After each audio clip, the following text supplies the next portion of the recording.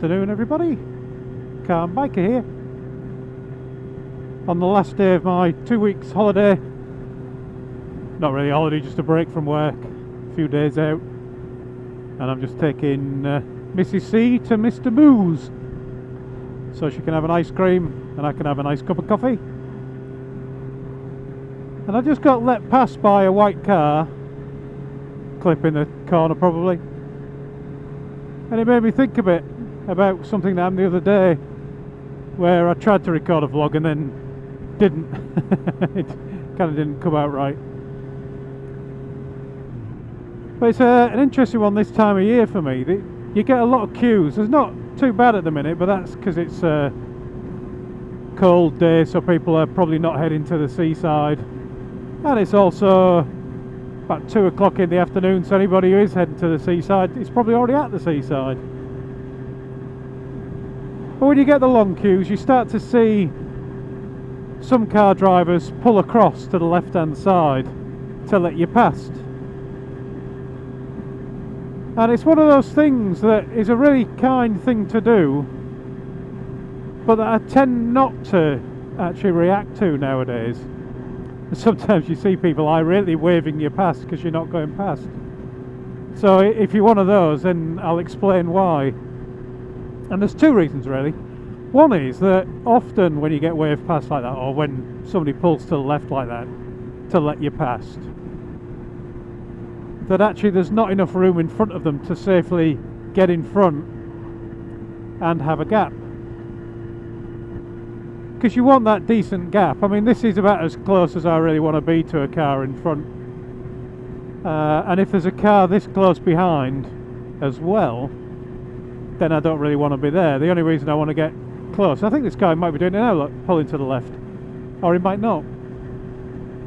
But I definitely want that space in front where if the one in front brakes as I'm getting into the gap, I've got enough space to stop without being rear-ended.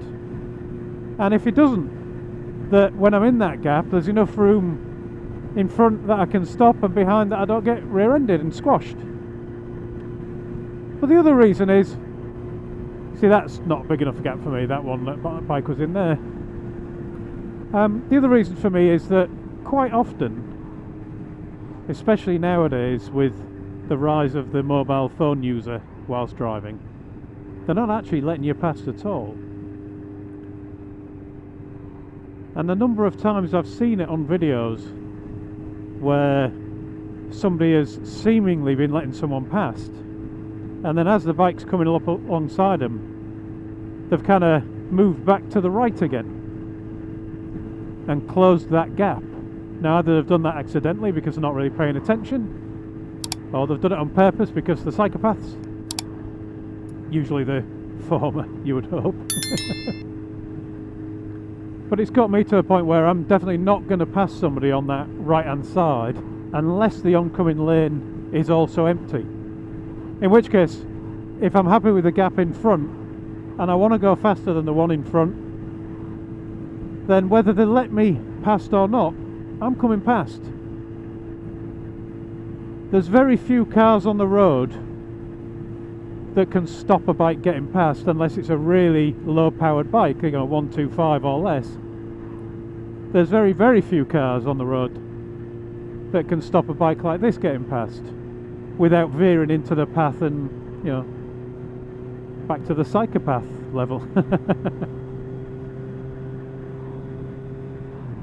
So if you are one of those cars that pulls over, actually please carry on doing it, but don't be surprised if we don't come past straight away. And it's not that necessarily that we don't trust you, it's that we don't trust everybody else around you.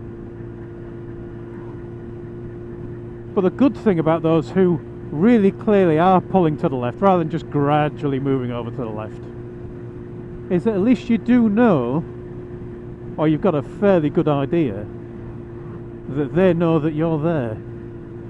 Because that's something that's also sadly lacking, is that knowledge that bikes are around people. Mainly because of poor observation and perhaps going back to that phone thing again. It gets worse with this type of car as well, because nowadays cars, quite a lot of them tend to have this tinted rear window. I can't even look in to see if they are on the phone. That's no judgment on this car, by the way. This car's done absolutely nothing wrong. I did have one the other night when I was on a 60-mile-an-hour stretch of road that appeared to be letting me past, but I didn't go for it. I kind of went up close behind them into the overtaking position, ready to overtake, but there was a car coming the other way, so I didn't. And as I was coming up to them, had I been going for the overtake, they would have had me, because they did just veer back to the right. I suspect they were just giving the appearance of letting me past, whilst really not understanding what they were doing with their own road position. I shall now let this van past, even though I want to turn right, because he's clearly in a hurry. Oh, maybe he's now slowed down. Hey ho, can't win them all. Anyway, thanks for watching everyone. Let me know what you think in them there comments. Ride safe, and I'll talk to you all again soon.